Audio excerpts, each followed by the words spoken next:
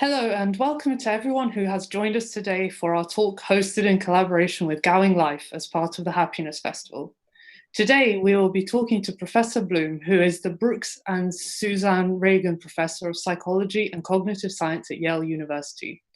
His research explores how children and adults understand the physical and social world, with special focus on language, morality, religion, fiction, and art.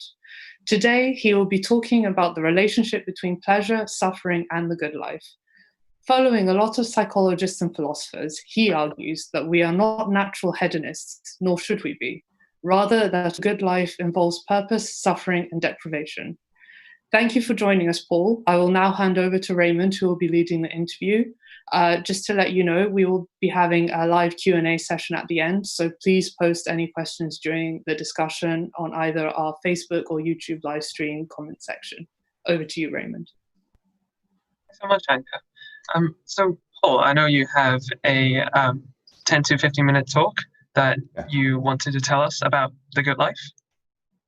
Yeah, should I just hit it? Yeah, let's do it. Okay, thank you for having me here. Thanks everybody for listening. Hope everybody's well. This is part of this presentation is part of the Happiness Festival, and everybody else at the festival is going to be talking about pleasure and happiness. I'm going to shift gears a little bit and talk about suffering. And what I mean by suffering is broad. I'm including everything from physical suffering, like a headache or slamming your hand in a car door, to deprivation, like being hungry or thirsty, exhausted, to mental suffering, like guilt, anxiety, fear, humiliation, and boredom. Now, the first thing most psychologists and maybe most people would say about suffering is that we want to avoid it. We want pleasure. We're natural hedonists, or hedonists, as some here may say incorrectly. So like Freud was asked, what do people want? And his answer, perfectly typical, was, look, the answer to that could hardly be in doubt. People strive after happiness. They want to become happy and remain so. This endeavor has two sides, a positive and negative aim. It aims on the one hand at an absence of pain and displeasure, and on the other at the experiencing of strong feelings of pleasure. The great utilitarian Jeremy Bentham wrote, nature has placed mankind under the governance of two sovereign masters, pleasure and pain, and he saw them as opposing forces. Pleasure guides approach, it's the carrot. Pain leads to avoidance, it's the stick. And of course, evolutionary psychologists would argue that these feelings of pleasure and pain have evolved because they work so well to steer us either towards evolutionarily beneficial behaviors or away from evolutionarily harmful behaviors. It's no mystery why we get pleasure from orgasm or a full belly or the company of people we love, because those are good states to be in. They signal success. While we get pain from burning our hands on a fire, getting bit by an animal, or social ostracism, because those are things we'd want to avoid. Now, nobody would deny, not even the hedonists, that we sometimes choose to suffer. But they would see the suffering as instrumental. So suppose I have other goals of pleasure. I want to go on a big vacation, but I need to earn money to do so. So I might take a difficult job. I want to be with the person I love, so I take a long walk through the snow to get to her, and so on. We suffer, but only to get a greater pleasure. The suffering is the cost to get a greater benefit. I've long been obsessed with the idea that just about everything I've said so far is mistaken, that actually people are, to a great degree, drawn to suffering, and a good psychological theory is going to have to explain that. And you have all sorts of examples. So some examples are what Paul Rozin calls benign masochism, which is some of you will like hot baths and saunas, experiencing temperatures that are quite painful. Some people like roller coaster rides and bungee jumps, enjoying the terror, the nausea, the disorientation. A lot of us, including me, like to eat spicy food that makes us sweat and tear up. A lot of our imaginative pleasures are imaginary. Many people like horror movies, including so-called torture porn, where we cringe as people are tortured to death. We like movies and plays and books that make us cry. Many of our entertainments involve suffering and give us suffering, yet we are drawn to them. There's some lovely research out of Harvard that looked at people's daydreams. What's in your imagination when you could choose to think about anything in the world? You might imagine people think about happy stuff. but they don't. Most daydreaming is unpleasant. Most times where you're free to put your head anywhere you want, you think back on bad things, you worry about bad things, and so on. There's other examples. Religions are full of suffering. Everything from heavy-duty suffering, like people whipping themselves or crucifying themselves, to mild suffering you find in Islam and Judaism and Christianity, where people deprive themselves of food or sex. They'll have fast days. They'll go through long, boring rituals. They will have painful initiations like circumcision and so on. And suffering's part of it. And finally, there's a sense, in a broader sense, in which we choose pursuits that make us sad. The economist George Lowenstein does this wonderful paper on mountain climbing. And he says, mountain climbing, endurance mountain climbing is awful. It is physically draining. It is painful. It is lonely. People do the whole climb with a blinding headache from lack of oxygen. It is risky. There's nothing pleasant in it in any sense, yet people do it over and over again.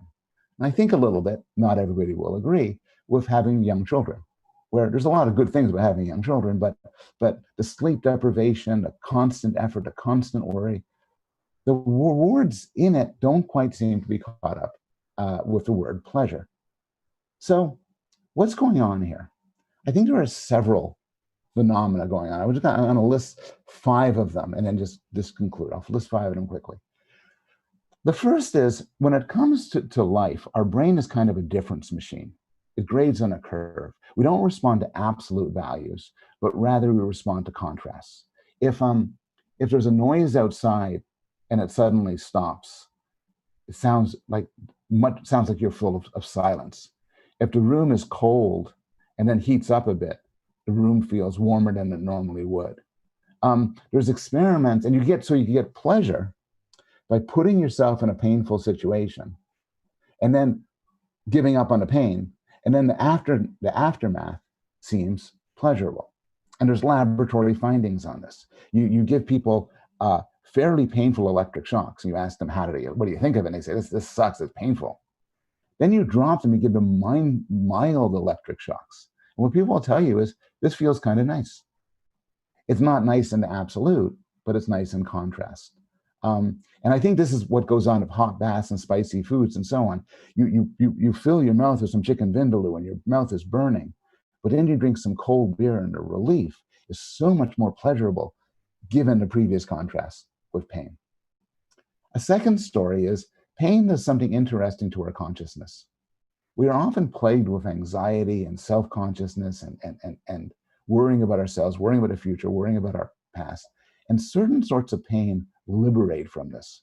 There's a great line from a dominatrix who writes, "A whip is a great way to be here now. People can't look away from it and they can't think of anything else." Rumi, the 13th century Sufi mystic, agreed. He said, "Where is indifference when pain intervenes?" And so sometimes we'll seek out pain. You could think something of adolescents cutting themselves, or somebody being angry and punching his or her hand against a wall, as a way of breaking loose from consciousness. A third factor, which I'll say very little about, is that pain gives us a social satisfaction that, to some extent, we experience pain and suffering to show off how tough we are. Either show off how tough we are, to express our need, to express our sensitivity. Going to a tragedy and weeping will show your friends, particularly if they're 19th century friends, that you are a person of feeling. Hanging out and sticking wasabi up your nose in a Japanese restaurant surrounded by your buddies is a way of signaling your toughness.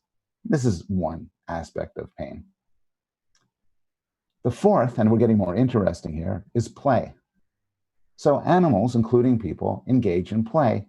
And one evolutionary story for why we play is it's a form of practice. So for instance, it's really good to be good at fighting. And one way to get good at fighting is to really fight people. But the problem with that is you get killed. You could kill somebody else. So evolution developed this neat trick, which shows up in dogs, it shows up in other social species, where they play fight. They fight with those they love, engaging in the violence of fighting, but pulling back so that nobody gets hurt. And this is what children do too, and many adults in dojos and gyms and so on. And so we like doing this. Well, I think the same thing happens in imagination. We're really drawn to think about things which are horrible, worst case experiences. And I think the reason why we're drawn to do so is that there's an adaptive force to it. If I think about bad stuff that could be coming, it could better prepare me to deal with it when it finally comes. And this is an old insight. So Stephen King, talks about his horror movies, and he says these are ways we are drawn to these things because they are some way exaggerated versions of real world fears. A guy like zombie movies. And the first thing you know about zombie movies is they aren't about zombies. Zombies aren't the problem. Zombie movies are all about a very real concern, which is what will we do if our whole world falls apart? Now, if so, I'm saying through all of this that you could enjoy fear and anger and sadness and so on. And I think we can. I think some people are in the grips of the wrong theory of the emotions. The wrong theory of the emotions says that these things are inherently negative. So, a tiger jumps at you, you feel tremendous terror. Well, that's a really bad experience. You would not want that. But what I want to suggest, following neuroscientists like Lisa Feldman Barrett, what I want to suggest is that the terribleness of the situation doesn't have to do with the fear per se. It has to do that you want to be eaten by a large ferocious animal. And that if you could experience fear and anger and sadness in safe situations, like a movie, or you're sitting at home and you're sulking, or you're in virtual reality, it could be actually quite pleasant. And this applies also for physical pain. The context matters a lot. The neuroscientist Ramachandran says, pain is an opinion on the organism's state of health rather than a mere reflective response to an injury. So imagine you're sitting here, imagine you finished a marathon. And imagine, like me, you're not in the best shape in the world. So you finished a marathon, your heart is pounding, you are soaked with sweat, you cannot catch your breath. And this could be the greatest moment of your life. You feel triumph. But imagine as you're sitting here listening to me talk, your heart starts pounding, you become soaked with sweat, and it would be horrible. You would think you're going to die, because that's just an unpleasant experience unmoored from a context. It's just terrifying. But if you have this pain and suffering in the context of something that you see it as an accomplishment, you can make sense of it. It could be a great thing. The final point I'll say is that hedonism is mistaken. People want pleasure, no doubt about it. We want good sex and good ice cream and good friends and so on. But we also want more. And this is nicely illustrated by an example by the philosopher Nozick, as many of you familiar with this, called the experience machine. So Nozick imagines a machine where you could plug into it, it's like the Matrix, and then experience a virtual world that will give you any pleasure you'd ever want. You'll live a full, rich, satisfying, fun life. But you're just still strapped to a table, to a machine, and that's your whole life. And the question is, would you want to get plugged into the machine? And by the way, once you're in the machine, your memory of being chosen to the machine goes away, so you think you're living a real full life.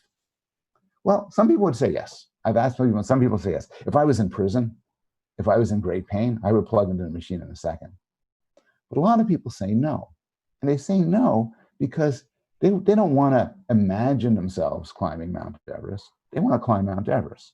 They don't want to get the thrill of helping people. They really want to help people. And basically, we seek out struggle and difficulty above and beyond pleasure. This is something actually, of all people, Adolf Hitler talked about it in Mein Kampf. So George Orwell has a wonderful, famous review of Mein Kampf, and he summarizes what Hitler knew. Orwell says, Hitler knew that human beings don't only want comfort, safety, short working hours, hygiene. They also want struggle and self-sacrifice. Whereas socialism and capitalism has said to people, I offer you a good time, Hitler has said to them, I offer you struggle and danger and death. And as a result, a whole nation flings itself at his feet. And we see the power of goals. Viktor Frankl in the Holocaust memoir, Man's Search for Meaning, talks about having tangible, meaningful goals, the sort of thing that could keep you sane and even happy in the worst of experiences. I'm on Twitter a lot, and there was a tweet last year, about 10 months ago, by Greta Thunberg, the great climate activist, and she sums up personally a lot of the power we have of goals and meaning. So her tweet is, "Before I started school striking, I had no energy, no friends, and didn't speak to anyone.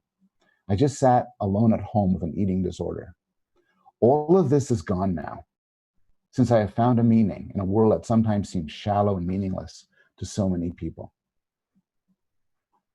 We see our suffering as important part of a good life. We see it as having moral value. When anesthesia came out, dental anesthesia came out, you would have imagined that this is the greatest thing in the world. People would love it. But in fact, all over America and Europe, dentists argued against it. And they said it ruined, you should suffer. So the president of the American Dental Association wrote, "I wish there were no such thing as anesthesia. I do not think men should be permitted from passing through what God intended them to endure." And that's not totally alien to us. We often think suffering is a moral response. If my father died, if my son died, I would suffer, and I would think it's good to suffer. Zadie Smith writes, quoting from a condolence letter, "It hurts just as much as it's worth." And we often want to calibrate our pain to match with the significance of something. So I'll end with two qualifications or limitations. First, I've been making a case for that we like to suffer and why we like to suffer, the different itches it scratches. But we also like pleasure. We're also we also like pleasure for its own sake. And to some extent, a life involves a balance between fun, hedonic activities and more substantial, difficult, often painful activities. I'm writing a book on this topic now. It's in the hands of my editor. It's tentatively called Sweet Spot, the captured idea of this difference. Finally, what I say applies to chosen suffering. Chosen suffering can scratch all of these issues. Unchosen suffering, you get out and you fall down the stairs and you break your legs, you get assaulted, your child dies. It's probably bad for you. We could talk about this in discussion, but there's a lot of talks about post-traumatic growth and how terrible experiences make us better. And I think a lot of that is honestly nonsense. We can talk about that. So I'll end with this. I'll end with a quote from Brave New World by Aldous Huxley. So you probably read the book. He talks about this dystopian future novel. He talks about a world of stability and control and drug-induced happiness, a society that's entirely built for maximizing happiness and pleasure. And near the end of the book, there's a discussion between Mond, this representative of the establishment, and John, the savage, who rebels against the system. And so Mond argues for the value of pleasure. So she goes upon, talks about the neurological inventions they have and all these things to make them you happier and happier and happier. And she concludes by telling John, look, in our society, we prefer to do things comfortably. And John responds, but I don't want comfort. I want God. I want poetry. I want real danger. I want freedom. I want goodness. I want sin. And I think there's no better summary of human nature. So I'll stop there. Thank you. So much for such an amazing talk. So I thought that we could start with some more general questions about your background, and then we can move on to more specific ones. So with the non-nerdy psychologists in our audience, what they might not know is that you've worked under Susan Carey and Steven Pinker in your earlier years with a focus on developmental psychology and linguistics. How did you go from that to what you're investigating now? If you ask my advisors, so Susan Carey was my advisor, and Steve Pinker was my secondary advisor, and they're both friends of mine I respect. They're just two people in the field I respect the most. And if you asked them how I went from the good work I was doing in graduate school to blathering on about suffering and pleasure, maybe they would go, oh, I don't know what happened to them. I'm still a developmental psychologist. I do a lot of my work with children. I haven't talked about that today, but I do a lot of work with kids. The kind of trajectory my work took me, I could summarize like this. I was very interested in language development. I wrote my thesis, my dissertation on word learning in 1990. And then I became increasingly interested in how children's social knowledge and understanding of other minds brought them to, help them learn to talk, help them learn the meanings of words and other things too. So this got me increasingly interested in what psychologists call theory of mind, which is your ability to understand other people. And so I wrote a book on word learning, where theory of mind played prominently. And then my next book I wrote was called Descartes' Baby, where I argued that our natural way of thinking about the world has all sorts of interesting consequences, having to do with religion and morality and other things. And then I just became very interested in morality and pleasure. They sort of stemmed from my interest in kids. I still study morality in kids. I study pleasure in kids. And so my research now works on various fronts. I do this stuff I'm talking about. I've done some research on these topics, on why we enjoy artwork and why we enjoy fiction and experiments. And I'm also very interested in morality, our sense of right and wrong and what happens with that. So that's roughly my trajectory. So you obviously have a very broad span of research interests across empathy, morality, pleasure, and suffering. Is there a larger question that you're trying to answer, or are you just going around looking at different things? I think I sometimes wonder that, because sometimes you got to fill out reports, or somebody, you have to write. So what do you do? What puts you together your work? And sometimes it's just, honestly, it's just cool shit. It's like this stuff I find really interesting. But to the extent it has a broader scope, I really am interested in capacities that seem to be uniquely human, but show up early in development. I think this tells us something really distinct about human nature compared to other creatures. So if you think about it, you think about like art and aesthetics and the idea of meaning and fulfillment. And I think you find that in no other creature, but I think you find it quite early in children. I'm interested in morality and moral judgments and right and wrong. And although you find these sort of perhaps in diminished forms in other primates, they show up in full flourish in kids. I'm interested in some other work in intuitions about personal identity. When does somebody become the same person? Interested in concepts and categories. Are we natural essentialists, and so on? And again, these are just questions which come up in the human context. So to the extent my work ties together, and I appreciate the question, it's an interest in what's uniquely human. So one of the core concepts of being human is happiness.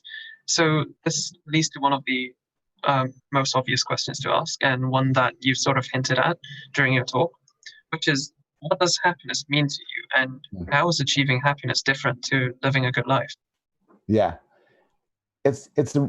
so many of the debates in the happiness literature, our discussions, turn out to be incredibly boring over how people use the word. So some people use the word happiness very broadly to refer to basically anything people choose to do. So if I choose to eat hot curry, well, I'm doing it. That must make me happy. If I choose to jump off my balcony and kill myself, well, I wouldn't have chosen if it didn't make me happy. And then from that point of view, the claim that we do what makes us happy is trivial, since it's just true by definition. And that's why it's kind of it's an uninteresting definition. But I think it's useful to make certain distinctions, and it captures various parts of psychology to make distinctions. I would distinguish happiness from pleasure, where pleasure is a sort of short-term feeling, like a sip of wine could be very pleasurable. While I think happiness is more long-term. I could ask you, Raymond, how happy your life is, how happy it's been over the last year. You can answer in an intelligent, consistent way. And you're not talking about any specific experience. You're just saying what your mood has been like, what your phenomenological state has been like. And then I could also distinguish both of them from meaning and fulfillment. So I think we find it perfectly coherent to say, well, I've decided to adopt some kids and to adopt some foster kids. And this is going to take away from a lot of the fun of my life and maybe become less happy. But I think it's a very fulfilling and important thing to do. There's no contradiction to that. There's no contradiction to somebody saying, I'm going to undergo torture so as not to reveal the secrets of my organization. And for somebody to say, oh, well, you're doing that because it makes you happy. It seems ridiculous. The person says, no, this isn't making me happy. You're torturing me. It's terrible. I'm doing it because there's a larger motivation above and beyond happiness. So I would make those distinctions. In the end, you kind of want to make clear when you're arguing with somebody whether they're using the words the same way, because a lot of debates are sterile in that way. But what I would say as an empirical claim, which could be false, is that happiness, pleasure, and meaning all respond to different forces and different motivations. So, for instance, there's studies by country by country, and in the country by country studies, Gallup asked country. They've done this for like 100 years, no, probably 50 years. How happy is your average resident? So it turns out that people who live in affluent countries are really happy. People say, I'm happy. It correlates very well with GDP. More rich the country, the more happy. But then there was a poll then, I think like 10 years ago, where they added a different question. How much meaning does your life have? To what extent is it full of meaning? And there the results are different. It negatively correlates with how rich the country is. That is, the poorer countries had people who said their life had more meaning than richer countries. And I'm bringing this up not to make a specific point, but just to say one way to realize you're dealing with two different things is if you can make them go in two different directions. That's quite an interesting observation.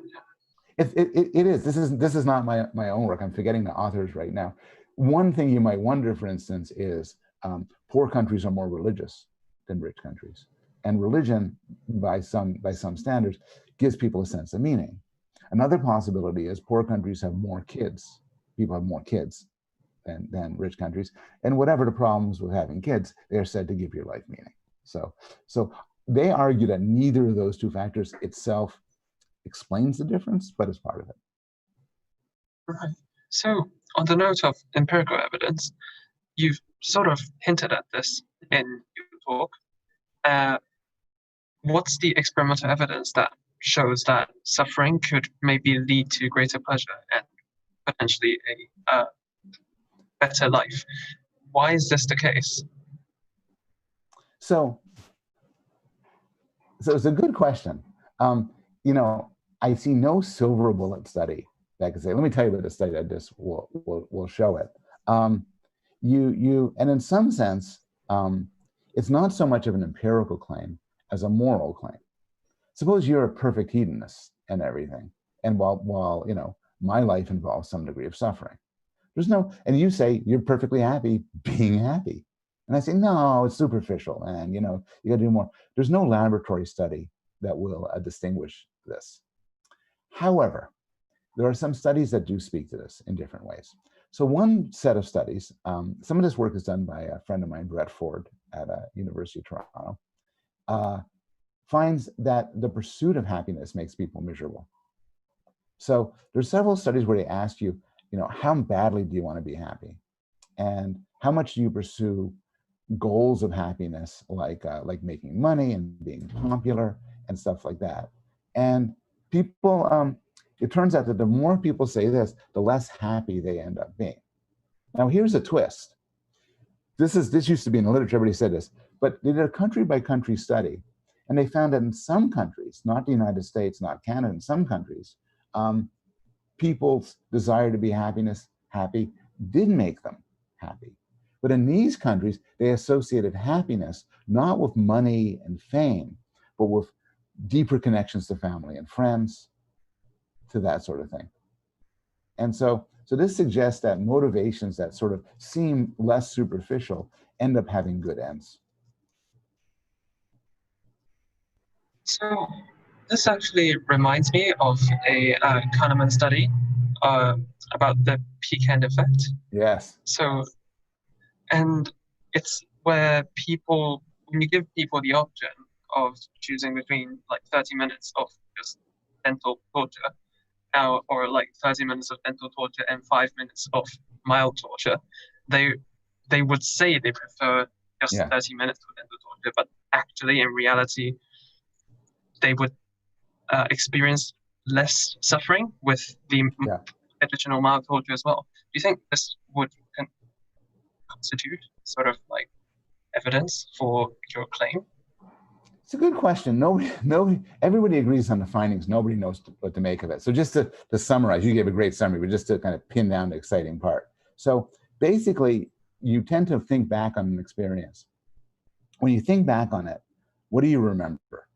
Well, what's interesting is you don't remember the whole sum of the whole experience. So, a really boring 10-hour plane flight is not as bad, is not twice as bad as a really boring 5-hour plane flight. In fact, a week later, you say, oh, they both sucked, even though one was twice as bad. An amazing vacation that lasted 2 weeks, you don't remember it twice as fondly as an amazing vacation lasted 1 week. In fact, you might say, oh, I had a great vacation, a lot of fun. We are immune to duration, even though these things are twice as happy, twice as sad. What Kahneman finds is that when you think back, you remember the peak of the experience and how it ended. So, and this leads to a bizarre phenomena, which is you're doing like 30 minutes of extremely painful dental surgery. And then it's very painful, and then it stops, and then you leave. How you will remember it? Well, it ended horribly. You'll end it horribly. That the claim is, and there's evidence for this that he gets, that that if you said to the dentist, could you top me off with 5 minutes of mild pain? And he said, really? Yeah, just hurt me, but not, you hurt me a bit, because then you'll remember it, and you'll remember back. Say, oh, that wasn't that bad, because you remember the ending, which was mild. It's like I don't know. You beat me up, and I say, oh, this is horrible. Can you give me a mild kick so I don't remember it so bad? It's insane from a hedonistic point of view. And so Kahneman, we talked about distinctions. Kahneman cleaves apart experienced happiness, which is just your experience that's coming into you. In which case, 2 weeks is twice as more than 1 week. 10 hours is twice as much as 5 hours, versus remembered happiness. And so when we're living a life of experienced happiness, I'm enjoying this conversation. The longer it gets, the more pleasure I get from it, because it's just adding up the hedons in my head. But a week from now, thinking back, it won't matter how long it was. Just good conversation. And so now you differ. So someone like Dan Gilbert, who's a friend of mine, a heavy-duty hedonist, says, just maximize your pleasure, dude. While Kahneman himself says, no, you try to curate a life that when you look back on it will give you pleasure. And that's closer to what I'm talking about, meaning. And people do that. Sometimes people engage in experiences which they kind of know they won't like, but it's like they're building up their personal CV. And so they look back and say, oh man, yeah, I did that long hike. I wrestled a monkey in this country, whatever. And it sucked when I was doing it, but man, I'm the kind of person who does it. When we're talking about achieving a good life, that's part of a component in a field called positive psychology. And Dan Gilbert and Daniel Kahneman has sort of made contributions to this. It's also known as the psychology of happiness. And one comment that you've made in one of your open Yale lectures, I'm a big fan, is that even though most studies in positive psychology is promising, some research in the field, to quote you at the time, is quite crap. Yeah. So particularly with the replicability crisis, what specifically would you consider crap? And looking back, what has turned out particularly promising? Yeah, if you expect me to now list all my friends' particular research, which I think is crap, I'm not going to fall for that. But a lot of it's crap. A lot of it's crap because positive psychology has the disadvantage of being extremely popular. You have the sort of thing that invites people to invite them to give Zoom talks in these important venues and so on. So there's motivation for me to come with you for stuff. The kind of exciting results that will change people's lives, that will get me on a bestseller list, that will get me to do a TED Talk. And that's an unfortunate motivation that leads to shoddy work and overstatement of findings. Throw in with this the replicability crisis. And then you get a problem that psychologists inadvertently, for the most part, often design their studies such that they'll get spurious results, and that these findings do not replicate. And I think a lot of the stuff in positive psychology, a lot of the stuff that a positive psychology speaker will stand up and say, let me tell you 10 things we've learned. Probably a lot of it's just bullshit. It's just not true. But having said that, I think there's good and substantive work. So just to pick out some positive examples, Danny Kahneman's work on remembered happiness and experienced happiness. I mean, he didn't win a Nobel Prize for nothing. That's like really interesting and really important work. Everything that Dan Gilbert touches is interesting and creative and important. A lot of the cross-cultural, cross-society findings, like say relating GDP to happiness, are big and robust. People like just Elizabeth Dunn has done some lovely work finding that we get more happiness if we use our money to help others than keep it for ourselves. And there's some really robust and serious studies. So there's some very, very good work in there. Work that's been replicated, work that's been extended. But I do think that so positive psychology, just due to its very nature, has a higher proportion of crap. It's a bit unfortunate. I guess we have to look forward to what happens in the future years. Yes, and to keep this in mind, my psychologist friends who like always say somewhat defensively but correctly, you think psychology is bad. Look at cancer research. So cancer research, which even I would say matters maybe a little bit more than my own research, the replication crisis for that is ridiculous. Because medicine has its own problems because there are drug companies. There are companies that sometimes people don't want to make the best product. They want to make a product that looks like the best product because that's where the money is. So at the very least, we recognize that we have a problem in psychology. Yes. I mean, social psychologists have social psychologists have taken a lot of the hit for the replicability crisis, but they are the first to make a sort of a full audit of their own field. So this is the same with everything. You have a university and says, we're going to see whether we have a racially biased practices. Then they have a big report, and they do. And everybody points at that university has racially biased practices. Well, everyone else is just sitting there saying, don't look at me. And this is what happened in the field. The social psychologists were introspective about their own work, and they discovered a lot of serious problems, but whole other fields are sitting down and their eyes averted, not wanting to make eye contact, not wanting to be the next one to do the audit. So they deserve the credit for it. I have to keep my section short, but before I hand it over to Anchor for an audience live Q&A, I have one last question that we ask all our speakers, and this is a big question, particularly when you have a lot of interest. If you had all the money in the world, what would you choose to research? This is such a terrible answer. I'm worried other people give it too. I choose to research exactly the research I'm doing now. You see, one thing, I know people who say, I would really like to study such and so, but I don't have the machinery for it. I don't have this, I don't have that. But my work's kind of cheap. My only limitation is my time and my intelligence. So I would study what I'm doing now. Thank you so much. Maybe I should say I would also cure major world diseases and end racial discrimination with the money. That too, if there's any left over. Quite similar to the answer Laurie Santos gave, actually. What did Laurie say? Something along the lines of ending prejudice. Yeah, you see, she didn't end prejudice. I would just continue my own research. So Laurie, I have to say, Laurie's also at Yale. Her office is right down next to me. She's a dear friend, and she always gives better answers than I do for these questions. Yes, Yale professors think in the same way. Yeah. Okay. On that note, I'll hand this back to Anchor for a live Q&A with our audience over at the Oxford University Scientific Society. Okay. Thank you very much. Those were great questions. Thank you so much.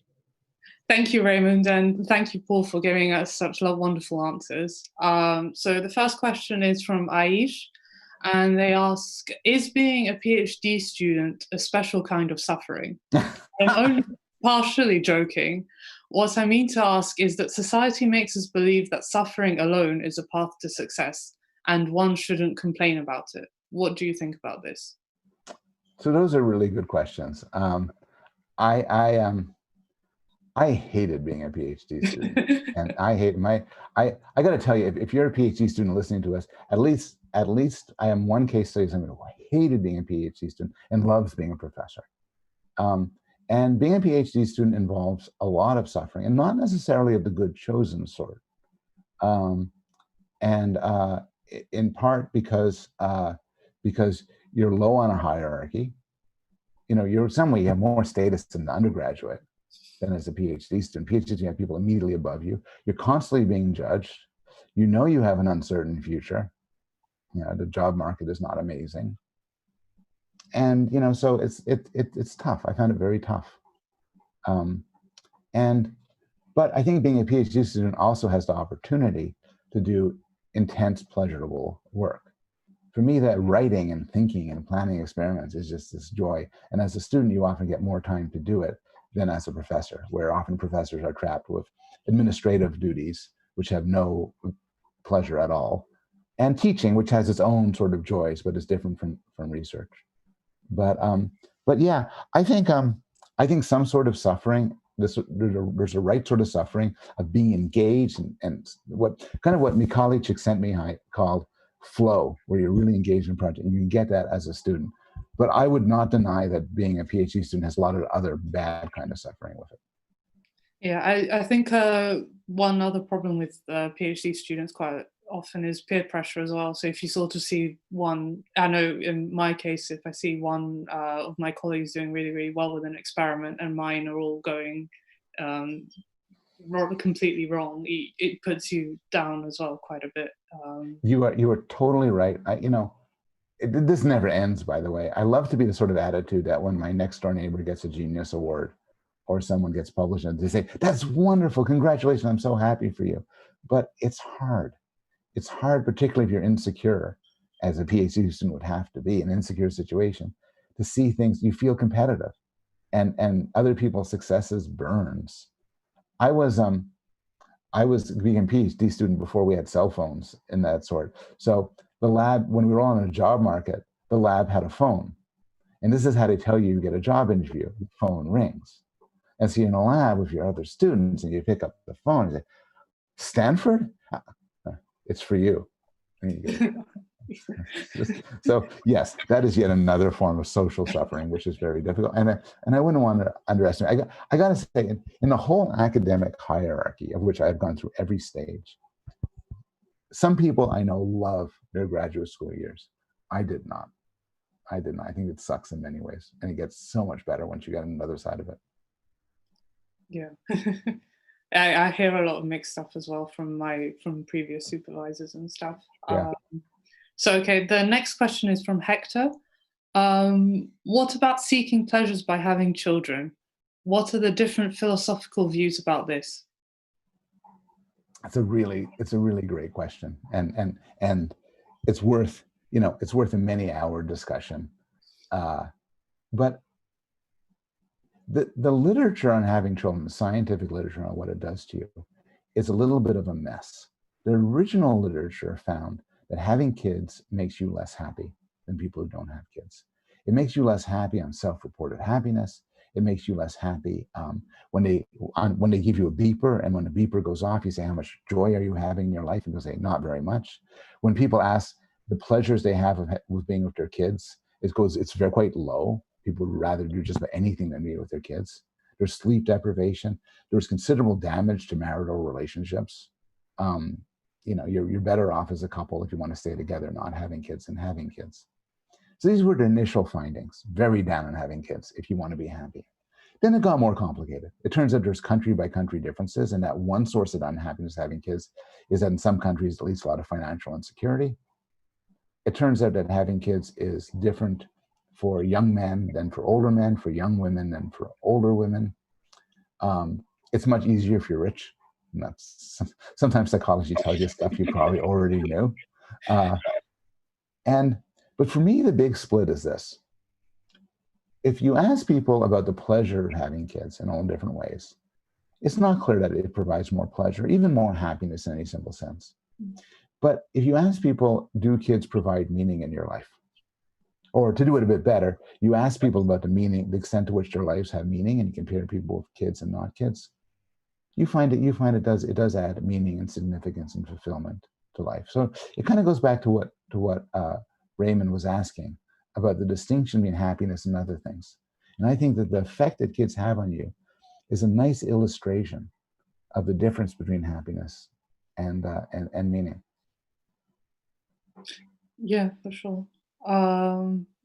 Okay, next question is from Louise. Do you think that the current global protests against institutional racism, sexism, and freedom of choice is a necessary form of suffering we must incur to change social systems? That's interesting. I just don't know. I don't know in a few ways. I'm not sure I would classify the protests themselves as suffering. I think many people find a sort of pleasure in the protests. There's a social pleasure. There's a pleasure of doing what you believe is right. So the protests themselves, racial injustice is, of course, a terrible source of suffering, but the protesting against racial injustice could be joyous, and it isn't necessarily a form of suffering. Then the other aspect of the question is, are the protests themselves necessary to affect social change? I just don't know. I just don't know. There's some evidence that people put together suggesting that nonviolent protests are a very powerful force for social change, while violent ones often damage the cause, in part for obvious reasons. If there's a violent protest, it turns off, the 90% of people who aren't protesting, but who are observing it. And of course, there are always unintended consequences of different things. So I just don't know. I don't think anybody knows. I'm writing an article for the New Yorker, which may or may not get into the New Yorker, on the effects of COVID and the protests. And how will this affect us a year from now? Will we be depressed? Will we be happier? How will it affect how we think about the world and our politics? And my article, and this is why they may not publish it, says, we don't know. People say they know, but nobody knows. Yeah, I think that's been one of the big discussions that I've been having with my friends is, okay, we'll get past the virus. We might be able to find a vaccine and whatnot, but how is all this stuff with the lockdown and everything really going to affect everyone's mental health? Yeah, and I have heard pleasure. Yeah, and I've heard everybody say everything from this will lead to a generation of traumatized people, to traumatized children, increased rates of depression, anxiety, whatever. And then people say, we bounce back. People are very resilient. I don't believe in post-traumatic growth and everything, but people really do bounce back. I have friends who say that this will cause people, at least in the States, to become more conservative, which is often a response to global pandemics, more xenophobic, more conservative. I have other people who say this will lead to a great progressive revolution. I don't know. We'll wait and see. It's exciting times. Yeah, that's one thing you can say. Christina asks, I loved your book on empathy. Could you please elaborate for everyone listening why empathy isn't all good and can actually cause harm when scaled up without reason and logic? Yes, thank you. So my book about empathy is called Against Empathy. And so it is against empathy. And I take empathy, so we talked about defining happiness. Defining empathy is also complicated. I take empathy as putting yourself in the shoes of other people and feeling what they feel, feeling your pain, feeling your happiness. And I think there's a lot of good things about empathy, but I argue in the book that as a moral guide, it's terrible.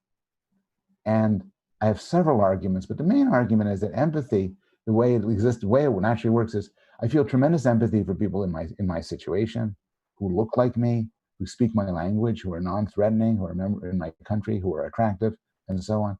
Empathy is extraordinarily biased, both in laboratory studies and the real world. And to the extent we focus on empathy, it actually pulls us inward. We tend to want to help our own.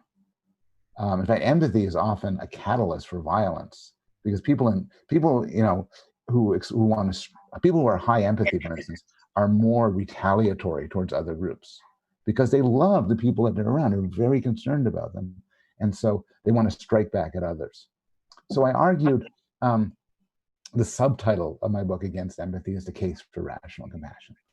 And I argue that we much do better for more diffuse compassion and love, as well as a rational assessment of how to treat people. So thank you for the shout out. Still available in your better bookstores everywhere. I hope our listeners will be sure, will check it out after this. I think it sounds like a great read. So Joanna asks, what is the relationship between ourselves and the suffering of other people? Do we maybe feel pressure when somebody else suffers? What role does empathy play in this relationship? So it kind of ties in a bit with the previous question as well. It's a deep question. We're surrounded by suffering all the time, of course. You know, as we're talking, there are people starving to death. There are people being tortured, having their family members killed. We just know this, and we go mad if we focus too much on it. The suffering of others, people close to us, people we see, tends to bring us down. We feel empathy. We feel their pain. It's hard on us. Sometimes we are motivated to help. I think empathy does play a powerful role in causing us to help sufferers who are close to us. But I'll also add our relationship to the suffering of others is complicated. It's not merely that you suffer, I feel bad, I help you. Sometimes the suffering of others is entertaining. And I don't mean that in a sadistic or monstrous way. It's just that in order to have a good story, you have to have suffering, you have to have pain. You know, I'm rewatching The Wire with my partner, and there's death and pain and loss, and it makes it a great story. Without it, it'd be nothing. It could get worse. There's a writer, Dawes, who talks about the sort of pleasure we get, not a sadistic pleasure, but a voyeuristic pleasure in the suffering of others. And this motivates a lot of journalism and gossip. So it's kind of a wiggly answer, but the relationship to suffering to others, or response involving empathy, is complicated and ranges from great sadness and motivation to help to great pleasure. Yeah. I guess that's also kind of why things like reality TV and stuff might be kind of quite popular as well with some people, because they enjoy witnessing the drama in other people's lives. Yes. And it shows up all over the place. There's a book I have on slapstick comedy, and its title is Comedy is a Man in Trouble. And you don't get a joke unless you get some degree of suffering. Yeah. Okay, so Rachel asks, can you please elaborate on post-traumatic growth being nonsense? Yeah, I said that kind of strong. There's a literature on post-traumatic growth which says that when bad things happen to you, real bad things, you know, getting raped, having your child die, stuff like that, terminal illness, these people don't deny these are bad things, but they say that often they make you a better person. They make you wiser. They give your life more meaning. You're more compassionate. It's a sort of Nietzschean aphorism: "What doesn't kill us makes us stronger." Or Nicholas Nassim Taleb talks about anti-fragile, where forces come upon you, and then when they hit you, you not only are surviving, but you're better off than you were before. It's a very nice thought. The evidence for it is extremely weak. There's actually, I think, to my knowledge, virtually no evidence suggesting that we are in any way better off after our kid dies or after being assaulted. There is evidence suggesting that we believe we're better off, so we'll describe ourselves as better off often after a terrible event. But the funny thing about this is we do seem to say that we're better off after a terrible event, but we also say we're better off after positive events. And we also say we're better off after no events at all. So if I ask you, hey, after how are you doing after 2018? You might say, I think I'm kind of a more resilient person, no matter what happened in 2018. We are natural optimists, but the empirical evidence that bad things make us better is very weak. I'm sorry, I wish I had better news. I'm writing a book on suffering, and it's all about this. And I like to say, hey, when bad things happen to you, it makes you better. But the evidence, it just isn't there. That's an interesting point. So John asks, do you think we can program happiness using AI and or other biotechnology? Can we improve well-being throughout the world? So there's two ways to take that question. One is, can we build happy AIs? And that's a question which is really interesting, and I don't know the answer to it. I've heard utilitarians say that we should give up on all welfare programs and social equality and defeating poverty and everything, and just build a bunch of extremely happy AIs. And then the sum total of happiness in the world will grow 1,000-fold. What if you could build like 100,000 super happy AIs? Then we'd be doing tremendous work, even if all the people are miserable. This is not my view, and I just mentioned that for completeness. The answer is yes. I think biotechnology and AI can increase human flourishing in maybe unexceptional ways. There's a lot of AI in my iPhone, and I like having an iPhone. I think it makes my life better. You could imagine, you can imagine one day, for instance, AI could do pretty adequate therapy and free therapy available to everybody. Biotechnology, there's all these, you think of these fancy, monstrous things involving cloning and weird augmentations. But if biotechnology means that, your kid doesn't get a terminal illness, it's going to really increase human happiness. I mean, I am very positive about the record of technology in increasing the quality of people's lives. Steven Pinker has this wonderful book, Enlightenment Now, where he makes this case at great length on how all of these things, including science, has led to our lives being massively better. And I find his arguments pretty convincing.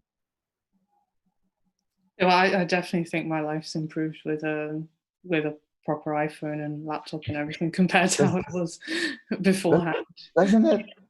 I mean, I feel like Grandpa Simpson here, but I am old enough to remember that late at night, when at around 11 o'clock the TVs would go off and you had no choice but to read, and because there's nothing on TV, it's gone. There's no internet, there's nothing, you're alone, you have to read. Now I guess reading is a good thing, but still. But I mean, you can read on your iPhone as well. Like you can download. Yes. So we haven't lost reading. We just got much more efficient with it. Yes. In a way. Okay. So then Hannah asks, I think this is quite a suitable question for our happiness theme for these talks. What are your top tips for living the most fulfilling life?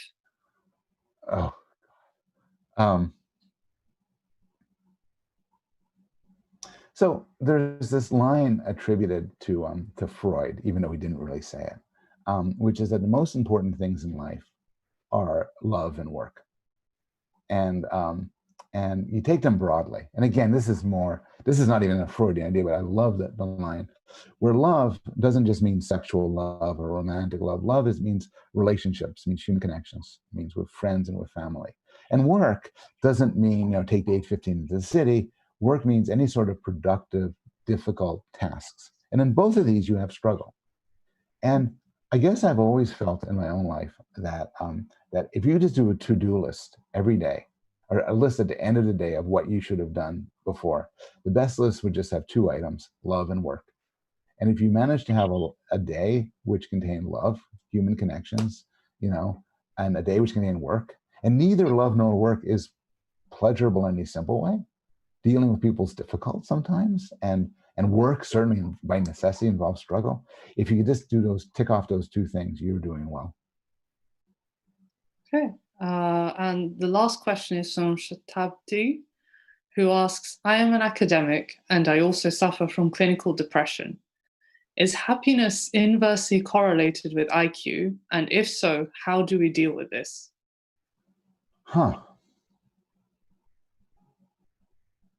I don't know the answer to that question. I don't know the relationship between happiness and IQ. If there's a correlation, positive or negative, it's not a large one. I would expect, if I had to guess, and this is pure speculation, that IQ and happiness would be positively correlated, just because good things tend to come together. And so you take any two good things, they tend to be positively correlated. But I would also say, since he mentions depression, that depression is a whole different thing. So there's different levels of happiness that people have, and that's what I'm talking about. But depression is an illness, and it sort of doesn't, it falls apart, what I'm saying. The suffering caused by depression is a terrible sort of suffering, and we should be acting to alleviate it. It has no bright sides. And so I think it's important then, just like Raymond asked me to talk about happiness and distinguish from other things, distinguish sadness and suffering of the right sort from sadness and suffering that's corrosive, that's caused by illness, and that we really want to treat, and we want to make go away. Okay. Well, thank you for such a wonderful discussion, Paul. Thank you for such a wonderful conversation, guys. It has been a pleasure having you, and it has been fascinating to discuss human experiences of happiness, suffering, pleasure, and the good life with you.